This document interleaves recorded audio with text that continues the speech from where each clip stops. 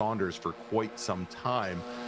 There is still, it looks like still about 3 seconds that's separating the two Honda Civics. Now, Tim, and Larry and I have talked about this a little bit, but certainly in the Ricmotech sports car series, we're seeing a very large preference towards the Hyundai Elantra over the Civic for certain. Over the Veloster, and we have not had any of the Audi RS3, and we now have Kevin Ford pitting in from second. We also have Jeff Jacobs now pitting in from 5th position, so we'll see how that plays out. But we'll certainly, I'm wondering if, obviously if it is just going back to this TCR and chassis choices. We've heard obviously, and we have another car in that's Daniel has pitted in from the lead in GT4 AM. So lots of drivers hitting the pit lane now. And tell you what, let's see if we can get through this round of pit stops, and then maybe we'll take a break. But going back to my original thought, I'm just wondering what the preference might be for the Hyundai Elantra. Is it the fact that it's got a slightly longer wheelbase than the Civic Type R's, but maybe not so much longer, that it isn't an unruly understeering pig that you can't rotate, or what might be the choice there for the drivers? So the Elantra is quick in a straight line due to its sedan-esque shape. Makes it incredibly slippery in a straight line, and generally as a whole is one of the, if not the fastest of the 4 choices available on iRacing at the moment. The Honda Civic Type R, incredibly quick in a straight line. That is its party piece, its speciality within the BOP, the balance of performance. Now, the Veloster isn't the quickest car, Greg. However, what it is the easiest to drive. Now, what that actually translates to out on track, especially when you're in multi-class racing where you're going to have different car classes coming around to lap you, that you can position your car a lot more easier and you feel more at one with man and machine. So you tend to find that actually you can find yourself being quicker despite the other cars technically being quicker, but you have to be an incredibly good driver to extract that performance from it. Having said that, I mean, these guys are no slouches whatsoever. Our top 4 have over 2,500 iRating each between them. So they are definitely not slow. The average iRating, incidentally, I saw a graph on Reddit recently, in the last couple of days, is 450 was the mean average of all the drivers who are still active since 2020. So it was so quite a bit higher level of driver here in the sports car series. So while we were discussing that, our previous leader in the race, Chris Walsh, pitted in from the lead, and much like Mike Dam and most of the other drivers, spent just about a minute 2 on the transit and about 19.5 seconds on the pit lane. We can see Chris Thorman now coming in for his pit stop as well. And that now in GT4 Pro only leaves 2 drivers, Tony Kernan, driver of the number 84 Kernan Motorsports BMW, as well as Russ Ruddick in the number 95 Flying Tortoise Motorsports BMW. Those are the only 2 drivers that have not yet come in for their pit stops. But seeing that most of the field, at least in GT4 Pro, has cycled through, and at this point all of our GT4 AM drivers I believe have cycled through. Why don't we do this, Tim? Why don't we take a quick break, thank some of our sponsors, and when we come back, we'll bring you action all the way to the green flag here, or probably all the way to the checkered flag here from WeatherTech Raceway Laguna Seca for the Extreme Motorsports Ricmotech Ricmotech Sports Car Series. Oh my gosh, what a night for me tonight. The Ricmotech Sports Car Series presented by Performa Texas Elite Graphics, and we'll be right back. Ricmotech, high-performance sim racing equipment. Whether you're just looking to have fun, train for race day, or become a serious esports competitor, Ricmotech has you covered. hundreds of name brand parts, support from experts that love sim racing, trusted by the pros. There's only one place to go, Ricmotech.com.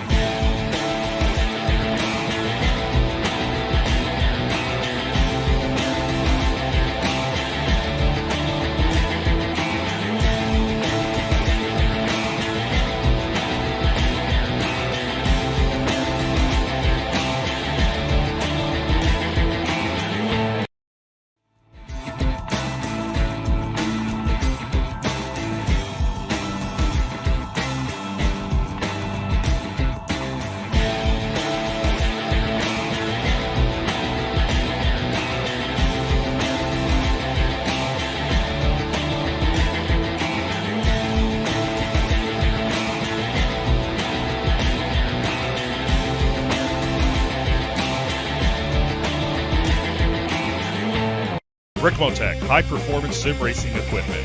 There's only one place to go, Ricmotech.com.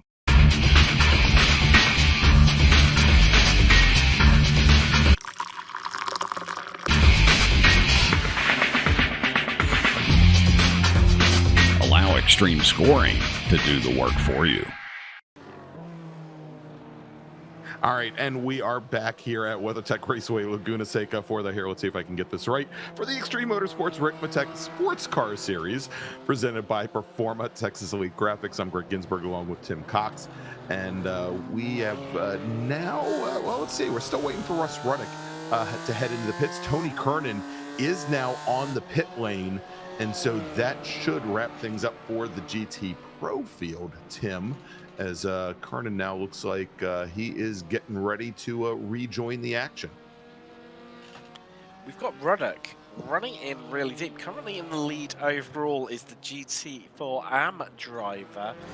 However, that is going to soon change when he heads in. There he is, the number 95. A bit of a orderly queue forming behind him of Walsh, Dam and Ford. And I'll tell you what, that massive undercut from Dam, who stopped right at the opening of his pit window, that's looking like an inspired bit of pit strategy. Indeed it is, as he is now right behind our race leader, or once we see Ruddick, who's now actually, I guess now that Ruddick is dropped back behind Walsh and Dam into third place overall. So now I could say our race leader, Chris Walsh, and he's got Mike Dam, who had that lap one incident with Walsh's teammate, Cameron Martineau. And it is looking like it is battle on, Tim, here with just a touch over 40 minutes, probably a touch over 20 minutes to go before the checkered flag. It's, wow, I think we've got more chance of trying to work this out of how these three, oh, that is Ruddock off track, I think. There's a bit of dust coming up there. Yeah, it looks like Ruddock had some problems coming out of the corkscrew, and this might be proving the right time for Russ Ruddock to head into the pit lane, and indeed he does. Ruddock, with about a 7-second advantage over Steve Daniel, is going to head down the pit lane. Let's take a look at the replay here and see exactly what happened as Ruddock was allowing a number of the GT4 drivers through, got side by side, with, I believe that was Travis Schwenke, and Schwenke went down into the grass, tried to do his best impression of a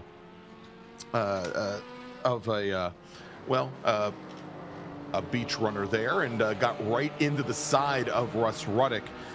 So probably quite a bit of damage to the passenger side of the Ruddock BMW. But Ruddock now still sitting in the pits, and he has been in there, looks like taking some repairs here, Tim, as he's looks like in the box for a little bit over 20 seconds.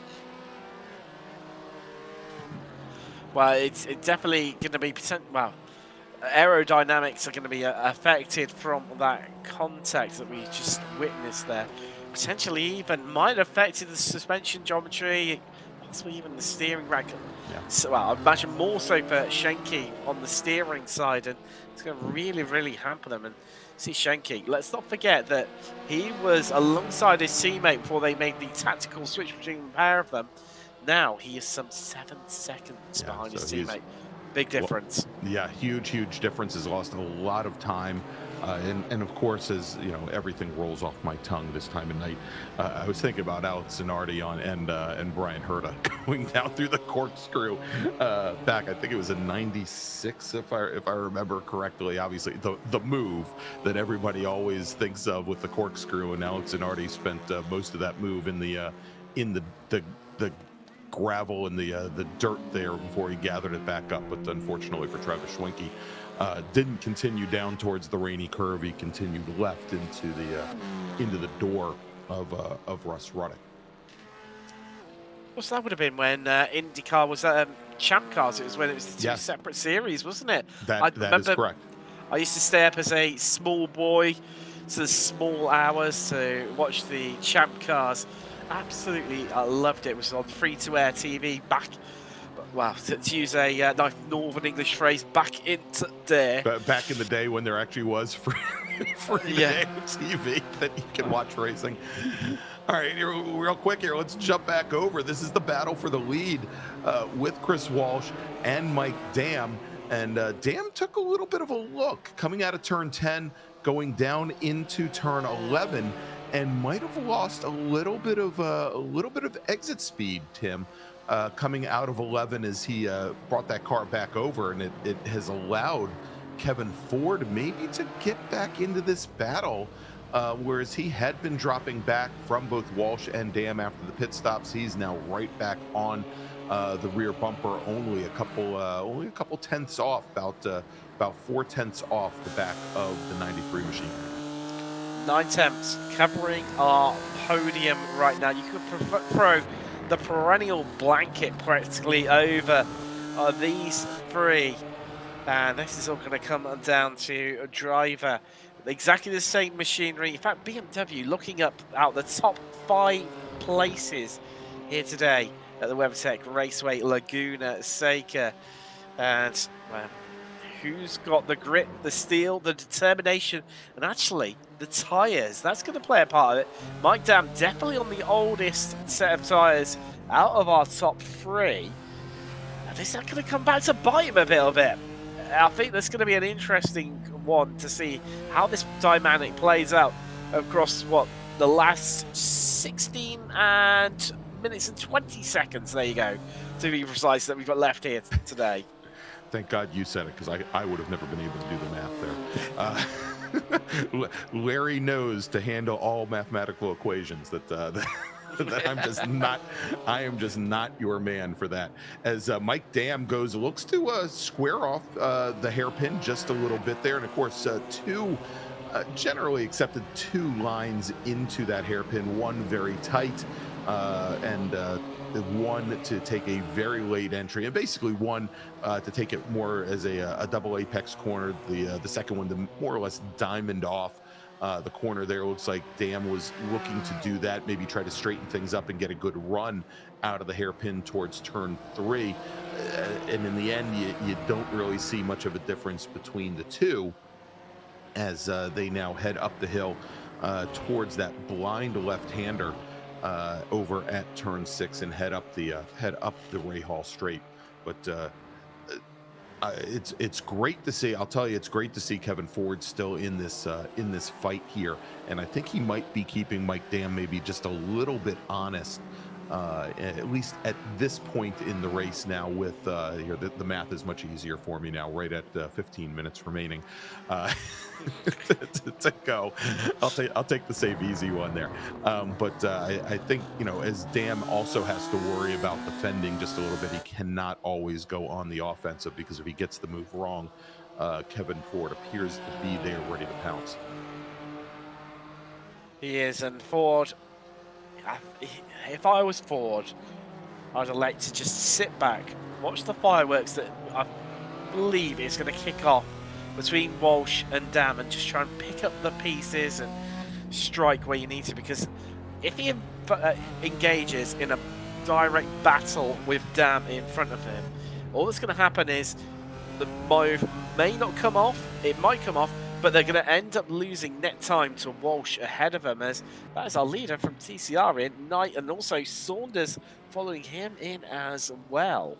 So our two leaders in TCR coming in for their pit stops very late in their pit window. Again, we saw their pit window probably running probably as far as 33 laps. So and the TCR cars, they have currently run 29 complete laps. So we still have a couple laps to go in that pit window, but I think we're going to see many more of the cars come out as I believe, and we'll have to see this. Austin Knight made about another second and a half in his pit box, and Andre Saunders, I believe, got a good jump out of the box, but he was much later into the pit lane, and you can see there he may have made up a little bit of time, but still a pretty big distance between he and the Elantra of Knight, as I suspect we'll start to see some of our other TCR drivers come into the pit lane. Actually, most of them. From the looks of it, we know that Brad Husty had pitted in rather early. It looks like both Jones and Jenkins have also come down the pit lane as well. The two drivers that have not, the two D2D iRacing teammates of Eric Violet and Brandon Whitworth. And we'll see if their strategy of going long can be advantageous for them as we jump back to the GT4 action. Greg, we just had pop up onto the screen there. There's been a penalty of 10 seconds to be added post-race to Travis Schrenke after that contact that we saw between himself and Russ Ruddock.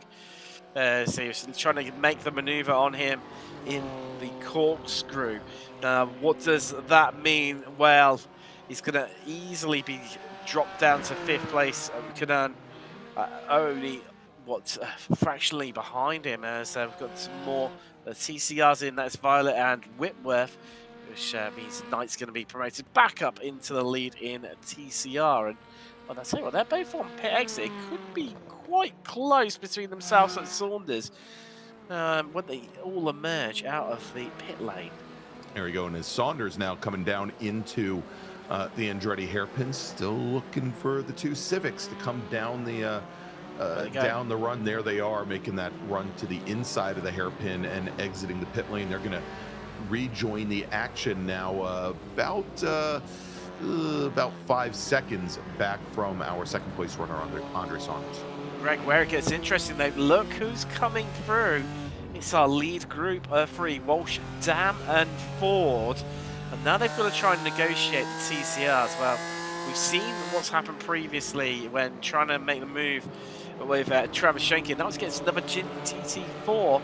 This is against a TCR, and they're going to catch him at not the most ideal of situations. A flash of lights from Walsh. Breathe in, Greg, because this is going to get tight. That's right, and you saw Walsh there take a look to the inside of Brandon Whitworth there for just a moment.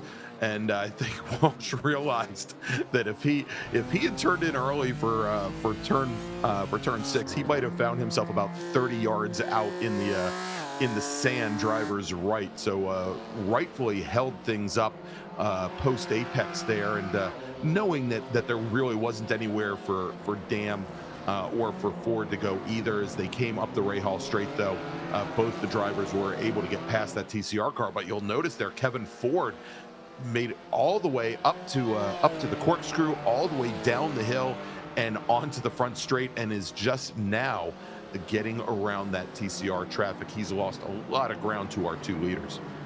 This is what I was talking about earlier, Greg, where the TCRs tend to be quicker in the corners compared to the GT4s, and where Ford wasn't quite able to follow through Walsh and Dam. That's why he's lost so much time, and he's lost nearly a second compared to our lead 2. So just kicking up a bit of dirt there, running wide. It's not going to help him whatsoever.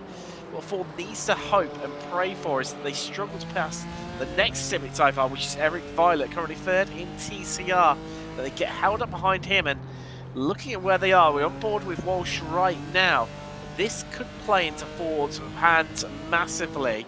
But what can Dam do? Now, this is where multi-class racing comes in, well, potentially handy of how good you are at getting past the traffic and that traffic management. You can all even. Try and box in your opponent. I know Dam incredibly strong in GT multi-class racing. I've seen him in GTA numerous times, and he's going to be employing on that. Oh, Greg, this is close. And Violet moved all the way to driver's left. I don't know if he was expecting our leader to go driver's right and go around him, but Walsh also went to driver's left and got pinned right up against the white line there, and gave Dam a heck of an advantage, at least for a moment.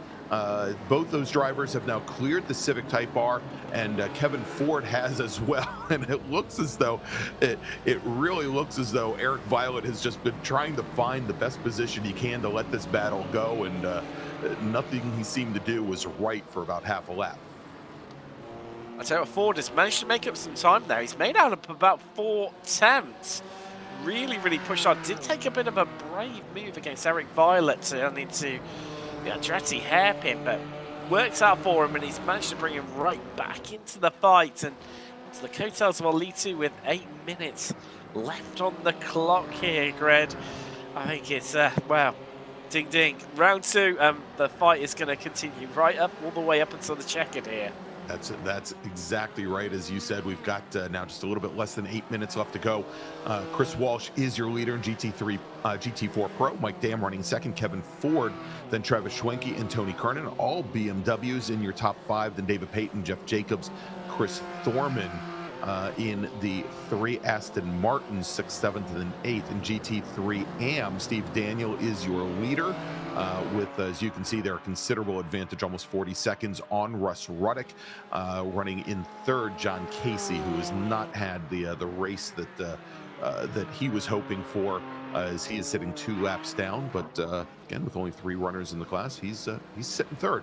And in TCR, Austin Knight, from almost the drop of the green flag, has been your leader. He's got now almost a 6.8 second advantage over the Mohawk Racing machine of Andre Saunders, and then we've got Eric Violet and Brandon Whitworth, 2D2DU Racing Honda Civic Type R's. Brad Husty, who was nice enough to join us pre-race, currently sitting in 5th. Not so much up for grabs here, and wow, I think we've got more chance, Greg, of working out how this top 3 of GT4 Pro and overall are going to work out by just rolling some dice. It's they have dropped Ford a bit now. The gap around about 1.4 seconds as well. Walsh just nearly losing the rear end there. Yeah, very, very, very loose there coming through the corkscrew. The question is whether Ford will be able to gain some ground up, as both of our leaders, Walsh and Dam, now coming up on Andre Saunders, running 2nd in TCR. Saunders puts that car out driver's right. He opens the door for Walsh. He opens the door for Dam. Both drivers managed to get through, although maybe Dam did not get the best exit coming out of turn 11, and loses about a half a car length to Walsh. Makes it up though under braking, going down into the Andretti hairpin. What it was intriguing that a different line. So Walsh obviously went for the perennial up the inside pass, whereas Dam opened up the steering and moved across onto the traditional racing line to try and get the best possible run. Initially didn't manage to capitalise on it, but no. Wow, he's closing right lots onto the back of him now, and you see Dam starting to move around a little bit, get into the mind of Walsh, and trying to make him concentrate on his mirrors rather than his turning point, or his braking point, or his acceleration point, just anything to find a way past Walsh. You know, and even just that little move, and by the way, 5 minutes left on the clock here before the checkered flag flies. But you'll notice here, once again, going into the corkscrew, big wiggles from the lead car, from the number 4 BMW. Also noticed as he was going into turn number 6, the left-hander that brings you onto the Rahal Straight, really had the rear end of the car step out on him. And you can see now as they go into the final corner, Walsh having to get very defensive on Mike Dam, going down the center of the racetrack to try and hold him off. Dam gets a great exit, but for the moment, Walsh is able to hold him off.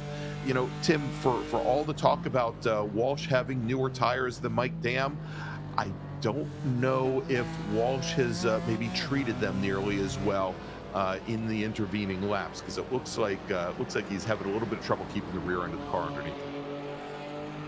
Well, you just completely utterly surmised the point I was about to exactly make there, Greg. Absolutely spot on. Walsh doesn't appear to have looked after those tyres. They both took tyres during the pit stops. However, they are, well, Walsh's tyres are some 8 laps newer compared to Dam, but Dam has managed to look after them far, far better than Walsh. You can really, really tell, like you say, from the way that BMW of Walsh is getting so loose, so squirrely under acceleration. This is getting close because they're catching right on our leader of TCR Knight. And as they come down the corkscrew and head through the rainy curve, you said they're right on the back of the number 21 Lead Paw Racing Velocitor, our leader in TCR, Austin Knight. And let's see now what Knight decides to do. Knight's going to keep the car driver's right, gets a little bit of flash of the headlights from Walsh. Knight just goes around the rim, goes all the way around the outside of turn 11, tries to stay out of both Walsh's and Dam's way. And now Walsh, he's going to keep that car stuck all the way to the inside, get very defensive on Mike Dam as they go hard under braking into Andretti. And oh, you can see there, Knight had to check up just a little bit before he got into the back of Mike Dam's BMW. And it saw a little bit of movement from the back of Dam's car there, but I think that was probably more owing to the braking moment that he had going into the corner. But now you can see, Tim, where Walsh is starting to get very defensive. Yes, he needs to make that car as wide as physically possible. They are coming up onto the back of, that is one of the Mercedes, that is John Casey. They're about to come up onto the back of it. Well, this is going to get tricky because it looks like Casey's experiencing maybe a few connection issues. I've seen him blink a couple of times, and that's going to make it all the more unnerving for Walsh of knowing exactly where he is, especially when it comes to passing him. Well, I think that problem might have just solved itself, because I think John Casey may have just blinked out altogether. I don't see him now ahead of the drivers. So we'll see how that plays out as we now are starting our 40th lap here with just about a little bit less than a minute and a half to go. And I believe, Tim, that the white flag is in the air. I didn't see it on the starter stand, but judging by the clock, I think we're pretty darn close here. So it is coming down to just the last couple of turns for Mike Dam. No, I didn't quite catch it out there either. It is a little bit hard to tell and spot it here at Laguna Seca. Well, as much as I'm sure Walsh will be hoping that it did definitely come out from the neutrals, I hope it didn't, because I would love another lap of what is going to be this epic battle between these two. But damn, it's fast running out of time and running out of opportunities, Greg. It's going to take something big, bold, and maybe a little bit desperate. Well, here we go as they come up the Rahal straight and over towards the corkscrew. Do we see that desperation from Mike Dam? No, not yet. He's going to follow the number 4 machine down the hill, and he's only got what we think is just a couple more corners. And indeed, it is the final lap, Tim, as we only have 12 seconds left on the 60-minute clock. Walsh going to bring that BMW all the way down to the inside. That's going to tremendously impact his exit speed. The question is whether or not Mike Dam can carry the speed out, and Dam now bottled up back behind the number 4 car and crossing the stripe, taking the win in round number 4 from WeatherTech Raceway Laguna Seca. It is Mr. Walsh, your winner tonight. Chris Walsh, driver of the number 4 machine. Mike Dam will come home in second. Kevin Ford, great run for him this evening. He will take the last step on the podium. He will finish in third. Travis Schwenke crosses the line, but as we know, Schwenke is going to get that time penalty at the end of the race. That is going to move Tony Kernan up into fourth, David Payton fifth, Jeff Jacobs 6th, Chris Thorman 7th. If we take a look at GT3 AM, coming across the stripe, taking the win, Steve Daniel in the number 96 machine, the SKKJ Racing entry. Russ Ruddick in the number 95 BMW. Quite a distance back, but he should come home in second, especially as John Casey, who was 3 laps down, ended his race prematurely. And in TCR, taking the win tonight for Lead Paw Racing, Austin Knight in his Hyundai Velociter. Andre Saunders in the number 72 Mohawk Racing Hyundai Elantra will finish second. Eric Violet in his Honda Civic Type R, the D2D E-Racing entry, comes home in third. All right, so Tim, great finish here. Great battle for the win between Chris Walsh and Mike Dam, and a great recovery drive for Mike Dam after that lap 1 incident with Cameron Martineau. But let's do this. Let's take a quick break. Let's thank some of our sponsors, and when we come back, we'll talk with some of our podium finishers here from WeatherTech Raceway. You have just seen round number 4 of the Extreme Motorsports Ricmotech Sports Car Series presented by Performance Texas Elite Graphics, and we'll be right back.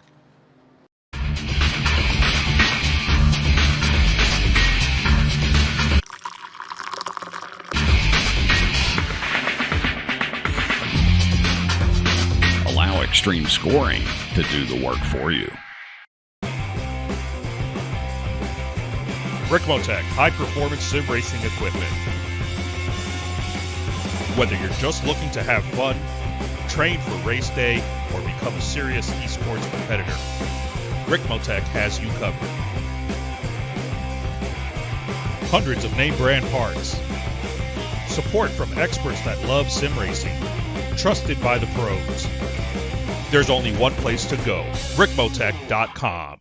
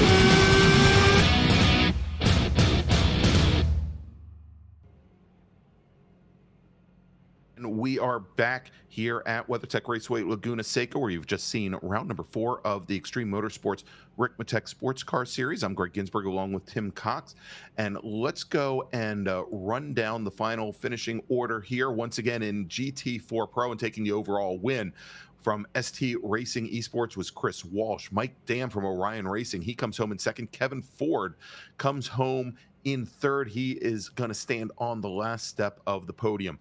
In GT3 AM, Steve Daniel from SKKJ Racing takes the win. Russ Ruddick from Flying Tortoise Motorsports comes in second, and then finishing third, John Casey from 046 Racing. And then finally in TCR tonight, Austin Knight with his first win of the season in the Hyundai Velociter, driven by the Lead Paw Racing Hyundai Velociter.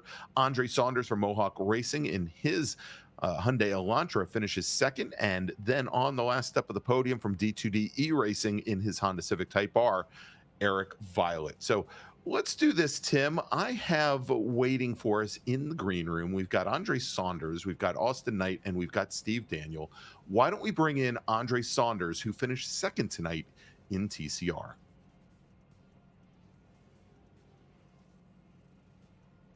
Andre, you might say congratulations. I mean, it was qualifying and practice, a really tight affair between yourself and Knight, but maybe just didn't quite seem to translate into race pace for you.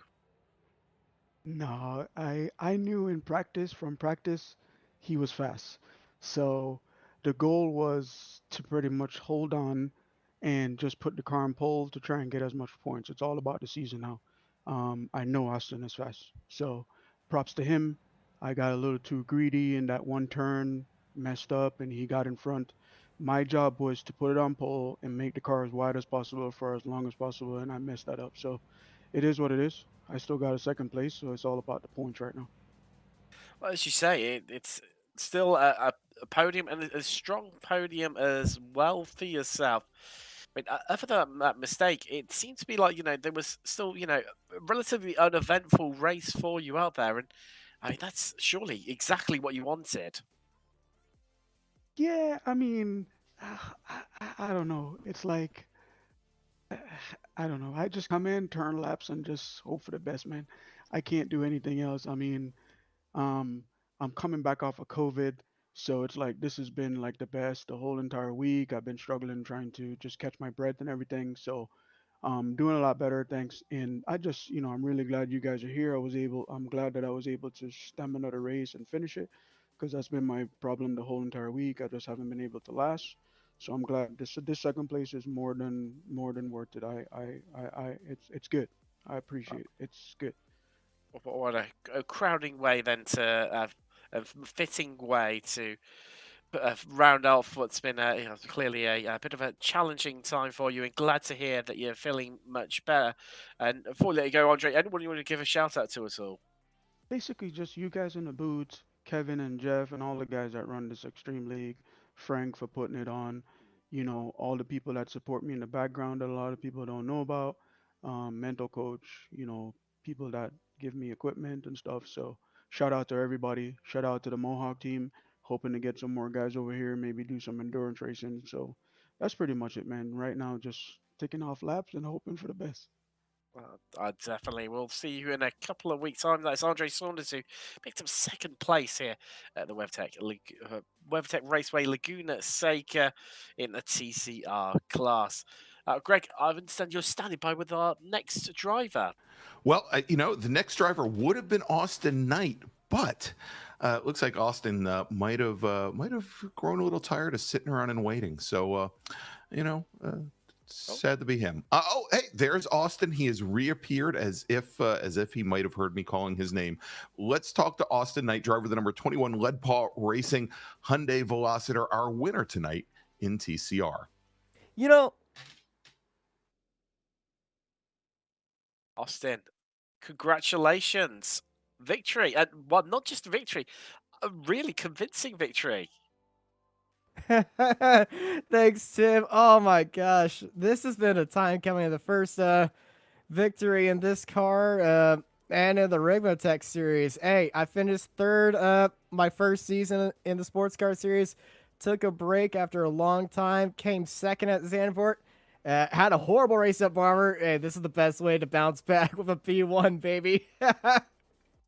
I like I say, it was absolutely convincing. I mean, maybe you might argue you got a little bit lucky early on with that mistake from Andre. That he said that he was trying to make the car as wide as possible for as long as possible. But I know when we've spoken off air, you've had a bit of coaching and really become one man and machine with the Hyundai Veloster.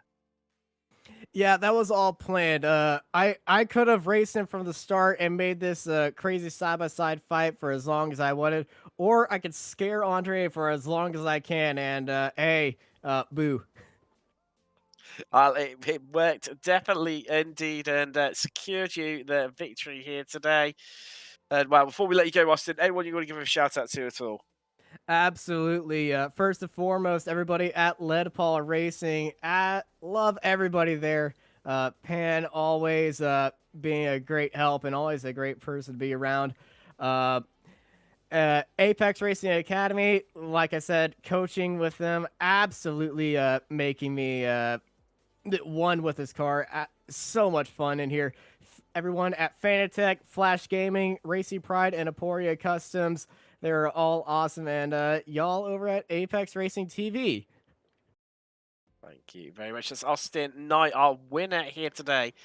Laguna Seca in TCR.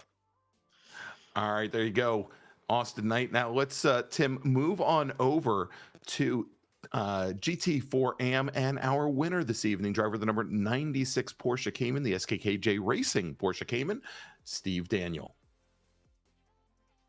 Steve, congratulations on the victory here today. I know maybe not as many cars as you might have wanted in some ways in GT4 AM. However, you still have to take those opportunities when they're presented to you, and that's one thing you definitely did today. Yeah, completely agree. Sometimes it works in your favor, sometimes it doesn't. So I'll take it when I can. How do you find it out on track? And at times you were sort of in and around the pro guys as well. Was it your intention to try and have a bit of fun and race with them, or were you just mainly just trying to concentrate on your own race and secure the victory in class? Yeah, I was definitely trying to keep up with them. Didn't quite have the pace, and after the pit stop, I just figured I better play it safe and finish the race tonight. Definitely. And were you aware that Russ managed to had a bit of an incident, which obviously managed to make things a bit more comfortable than from looking at the timing sheets than maybe what it might not quite have felt throughout the race for you? Yeah, he was definitely keeping in touch. And then when I came out of the pit stops, I was looking for him and kind of surprised he dropped back that far. So I figured he had an incident. Yeah, it had a bit of an incident with Travis Schwenk at the corkscrew, and unfortunately, but it's all more better and more comfortable and enjoyable last few laps for yourself. Steve, anyone you want to give a shout out to before we let you go? As always, I just thank the admins and I thank you guys for the broadcasting and all the support to this group. Congratulations on the victory here today at Laguna. That's Chris Walsh in the Porsche Cayman GT4, winning the GT4 AM category. Actually, that was Steve Daniel. Thanks so much, Steve, for who joining did I just say? us. Sorry, good. it's 2 a.m. No, it's nearly 3 o'clock in the morning here. I'm losing the plot clearly. Apologies. No worries. And I have no excuse. Thanks so much, Steve, and congratulations. All right, so now, Tim, I'm going to bring you Chris Walsh, driver of the number 4 SDE Racing entry, our winner tonight from Laguna Seca. Chris, wow, what a crazy last few laps. I think if anyone is more deserving of a beer than yourself after that one, I'd like to meet them. Yeah, the race changed shape a lot from the beginning. With Cameron getting on pole, I was just hoping to follow him and give him some support up front, but that mistake early cost him. So I was like, all right, I guess it's on me now. And it was going really well, and then some traffic held me up, and Mike was just flying. So he really kept me honest at the end, and I had to really push and pull out all the tricks with setting picks with TCR cars and blocking where it made sense to keep him behind me. So that made it. Yeah, I'm sweating pretty good after that one. Did you find your tires were going away from you? Because where we were watching, and the rear end of your car seemed to get very loose at times, almost like you were struggling with them a bit. Yeah, I think there was a lap or so where I kind of pushed a little hard and overheated the tire, and especially the fronts. And then I was really emphasizing getting good exits, so I was really pushing the rear end so that I wouldn't give him a chance to really attack me into turn one. So I probably pushed the tire a bit too hard, but it ended up paying off. And I need to ask, coming out of the final corner for the final time, did you slow up on the apex a little bit just to kill off the momentum that Mike had? I might have picked a strategic line to make the run out a little bit more even, not give him an advantage. Yeah, and then just block to the inside or defend to the inside is the more appropriate term.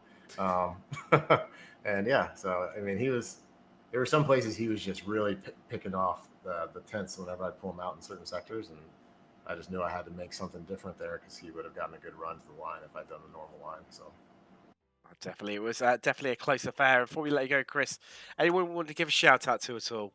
Yeah, Samantha Tan Racing Esports for letting me run under their banner.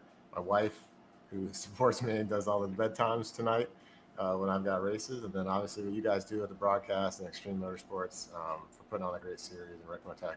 It's always fun and very competitive, clean racing, which I really love it.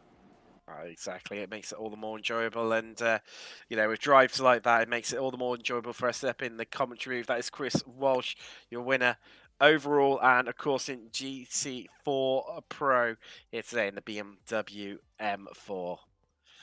All right, congratulations, and thanks for joining us, Chris.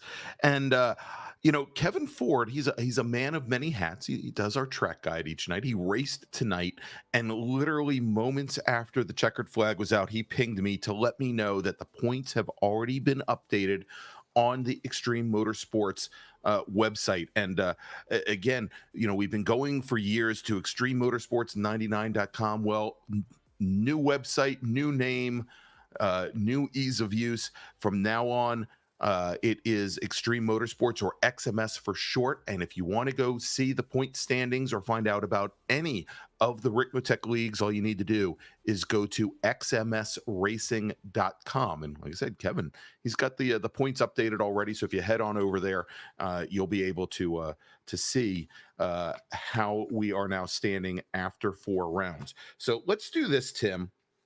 As we start to wrap things up here from WeatherTech Raceway Laguna Seca, let's take a look at the upcoming series events that we have across the 3 different Ricmotech series. Now, next week, which is July 4th, that's Independence Day here in the United States, we are going to take the night off. And so no racing next Monday night, but join us in 2 weeks, Monday night, July 11th, 8 p.m. Eastern Time for the Classic Sprint Series. We're going to go back to our dual 30-minute races with an inverted start for race number 2. We're going to be at Brands Hatch. So this might be, more in line for you, Tim, if Larry can't make it once again. Certainly, I think a course that's going to be right up your alley, although still 3 o'clock in the morning.